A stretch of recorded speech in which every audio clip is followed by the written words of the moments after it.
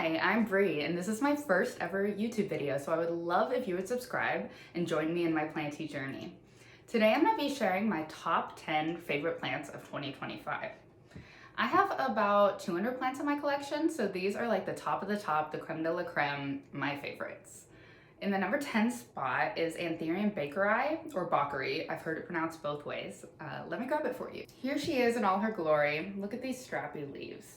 Oh my goodness, gotta make sure I get it all in frame so you can see just how large they are. Now, the reason this made the top 10 slot is because it is by far the easiest Anthurium in my collection. It is not fussy. I've never got a yellowed leaf. I forgot to water. I have overwatered this sucker and it just thrives. I've never had to keep it in greenhouse conditions. It is just an ambient humidity here in my bathroom. And it doesn't complain at all. It is shooting out a bigger leaf each time. I got this when I was on a weekend trip in Canandaigua with my husband for our birthday weekend, so it also holds a little sentimental piece in my heart for that reason as well. The number 9 plant this year is my Heartleaf Philodendron. I am gonna insert some B-roll, and the reason for that is because it's hanging up in my bedroom. And if you know hanging plants, they cascade in a very specific way, and if you fuss with them too much, sometimes they're not as pretty. I wanted to leave it alone because I love the way it looks currently. I've had it for a little over a year, and it just grows like a weed. I don't need a grow light over it, and I live in Buffalo, New York, so especially here in wintertime, we don't get a very good natural light. So if a plant can grow without a grow light, I love it. It makes it way easier for me, and this one just grows like a weed. I love the way it cascades. I love that you get the red coloration when the leaves first come out, and it's just a favorite. It's super, super affordable, super, super easy, and I would recommend it to anyone, even if they're not into plants. Number 8 plant on my favorites list this year is my blue oil fern, which I have in a kokedama. This plant has this iridescent sheen that really does look like an oil slick. I hope it picks it up on camera, but I'm not sure if it will.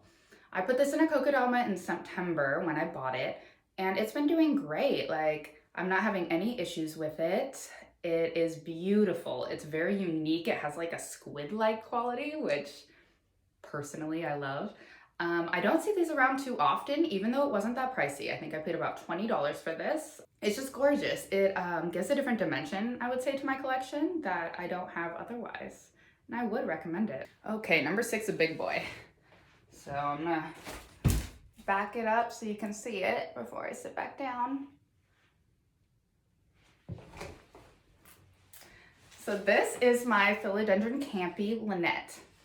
It's a gorgeous strappy-leaved philodendron, which again, you're gonna see a pattern in my favorites. They're pretty easy plants.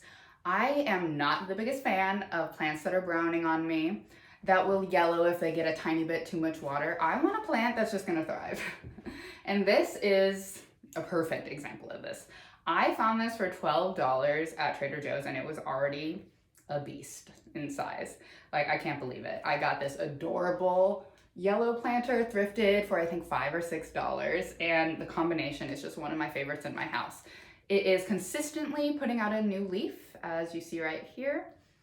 I have this also growing in natural light. There's a grow light kind of near it, so it might get a little ambient light from the grow light, but it's primarily just getting sun exposure from my south-facing window, which does have an overhang, so it's not the best. And it's happy. It's yellowed off a few of its older leaves at the bottom of the stalk, but I really don't mind because it's always putting out new ones. I don't see this plant very often, and I'm not sure why, since so many people are obsessed with strappy leaves. It's a beautiful one. It's an easy to grow one. It doesn't have specific humidity requirements, at least in my house. It's been perfectly fine in ambient. And I would buy it over and over again. I love it. It's a great one. In my number 6 spot this year is my El Choco Red Philodendron. This was a gift from my husband, a complete surprise. He picked it out, and it's beautiful. It's been doing so well. It now has, I believe, 3 different stems in it, and I didn't propagate it. It did that on its own. I do have a couple bleached leaves. That was my bad. I gave it too high of light. Now, out of this list, so far this is the most difficult one. It does like humidity. It is a little finicky with its light conditions, but in my head, it's well worth it because look at the size of this leaf. And as you can see, I do not have it on a moss pole. I'm thinking about putting it on a moss pole in 2026. As of now, I have 0 moss poles in my collection intentionally so that I can go traveling and have a lower maintenance collection. But I'm thinking about it because I'm seeing these leaves start to size up and I kind of want to see how big they can get. This is just a gorgeous plant. I love it so much. The velvety leaves are really attractive to me. I love the way they feel. They have a beautiful texture. They have that red on the backs. Let's see if I can show you. Red on the backs of the leaves. I have this in a giant candle holder that I got from a thrift store. As you'll see, that is a pattern. I thrift as much as I possibly can with my plant supplies, and I just think it complements the plants so well. Like, I really love this statement piece. I keep it in my living room so that anyone can see it who comes to my house. It is one of my all-time favorites, and I love that my husband picked it out because he's not necessarily into plants, at least not to the same degree I am, and picked out this beauty. Not gonna lie, I've lost track of what number I'm on, but I know up here all the plants that are on this list, so I'm just gonna keep going. The next one, I'm gonna grab off this plant shelf back here.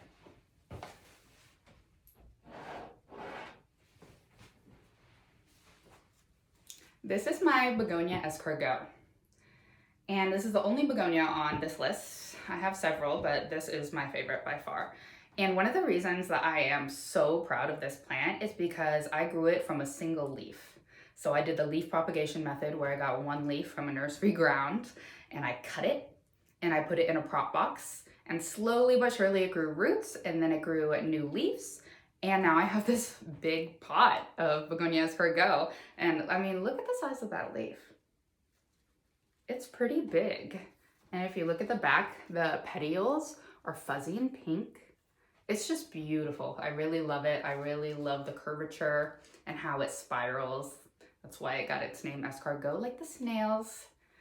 It's fuzzy. I love a fuzzy plant. You'll kind of see that. There's a few on this list that are fuzzy. I have it in a self-watering pot because begonias are notoriously thirsty and I don't have all day every day to spend with my plants. So I make it a little easier on myself by giving all of my begonias self-watering pots. It's gorgeous. I do keep it in my bathroom, which has higher humidity, but I do not run a humidifier. And it has been perfectly happy. I haven't had any browning leaves or anything, and it's consistently putting out little baby leaves.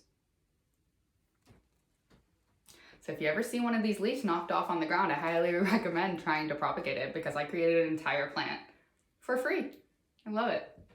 These are the newest plants that made it on my top 10, but I had to include it because I'm already thoroughly obsessed. This is the Rhipsalis Paradoxa. Major. It's the bigger one of the 2 Paradoxas. And as you see, I do have 2. I got this one off a lady on Facebook Marketplace, and then at Black Friday, one of my local plant shops had this one available, which of course I had to grab. It is a stunning hanging plant. Like, as far as hanging plants go, I think this is the coolest one I have in my collection currently. It has almost, I always call it my Lego plant. It reminds me of Legos or some other building blocks. You can see the texture on it. It is a jungle cactus, so I treat it very similarly to any of my other tropicals. It has a chunky soil mix. It's growing. It likes high light, so I have this one in a window and I have this one under a grow light. I love it so much. I hope to always have one of these in my collection, to be honest, because I think it brings just such a cool texture and like a different dimensional look to really bring the jungle vibes that I'm going for, especially in my bathroom, as you can see. Yeah, definitely a favorite. Like I said, it's the newest to my collection, but I know it's gonna stay a favorite for a long time. Next on my list is a plant I keep right back here behind me. It's my Anthurium Crystalinum. I don't know if I really have to say much about this. Like, look at these leaves. I think you can see why I love it. This was actually the first Anthurium I ever purchased, and I'm really glad it was because it's an easy one. I did keep it in my IKEA greenhouse for the first few months of its growth, and then it grew out of that. And so now I have it in my bathroom, and just look at these leaves, like they're stunning. Now I'm still kind of new to the Anthurium world, so the last leaf did come out damaged. I didn't realize how sensitive they are as they're emerging and maturing, and it grew up against a wall. So sadly, it does have some damage, but honestly, I don't even care, because if you look at Anthurium photos in nature, they look more like this than this. It's beautiful. It grows easy. I do keep the moss on top of it like wet at all times so that the roots that grow above the soil are nice and happy. It does get fertilized regularly, so I do take good care of this because it's my baby, and as you can see, it's stunning. I want to continue to size it up, hopefully, see how big I can get it, see how beautiful it will remain. It is by far one of my favorite plants in my entire collection. I think it's number 3, which, again, I have 200 plants, so that says a lot. I love it. If you don't have a Crystalinum, I highly recommend it. They're finally available now, and like I've been seeing them in Home Depot, which is just amazing. I did order this from Campii Plant Company online and had it shipped to me. But I love that Anthurium are becoming more readily available because I think they're stunning, and I don't think people should be as afraid as I was. Like, I avoided Anthuriums for a long time because I just heard that they were going to be a constant struggle bus, and I don't have time for that. I don't want to waste my money on a plant that's going to die either. That's the big thing. And obviously it hasn't died. It's doing great. I love it. I love it. My dog's barking. Probably getting a delivery. Sorry, I'm going to pause for a minute. We are already at the top 2, guys. And these are my favorite plants this year. I love the vast majority of the plants in my collection. They really all bring a different element of excitement and joy into my life.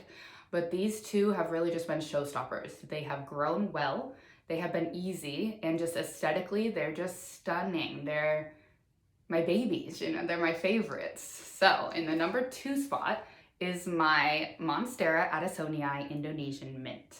Let me grab it for you. I love how I have this growing too. I have this on an actual wooden stick that I found it at a park by my house, and I brought it home with me. And I probably looked kind of crazy because it is very large. But here it is. Sorry, my dog's barking.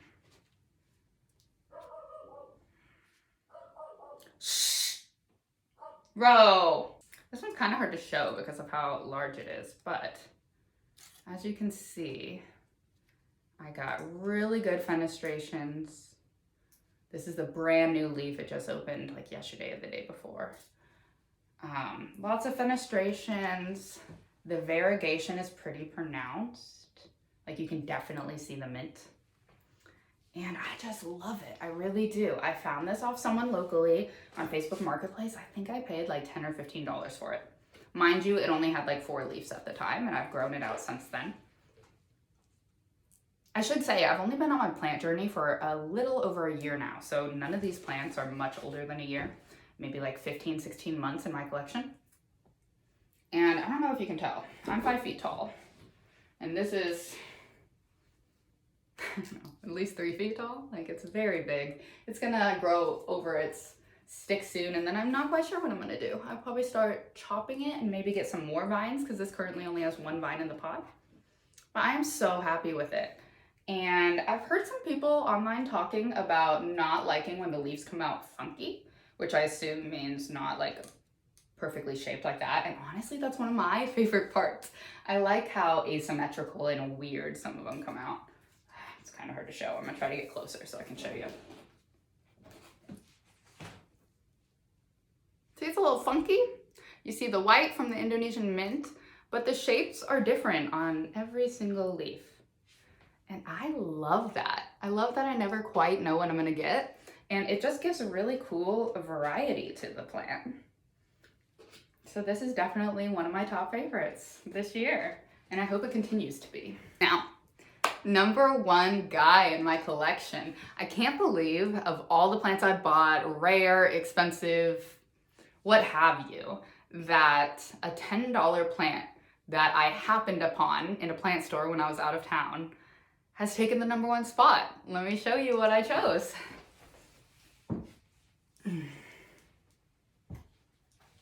This is my Philodendron Squamiferum, I think is how you pronounce it. Honestly, I don't really see a lot of people talk about it, so I've seen it written more than pronounced. But this is it. This is my favorite. This is number 1 for a lot of reasons. But my absolute favorite thing about this plant is the fuzzy petioles, and they are red. Let me show you.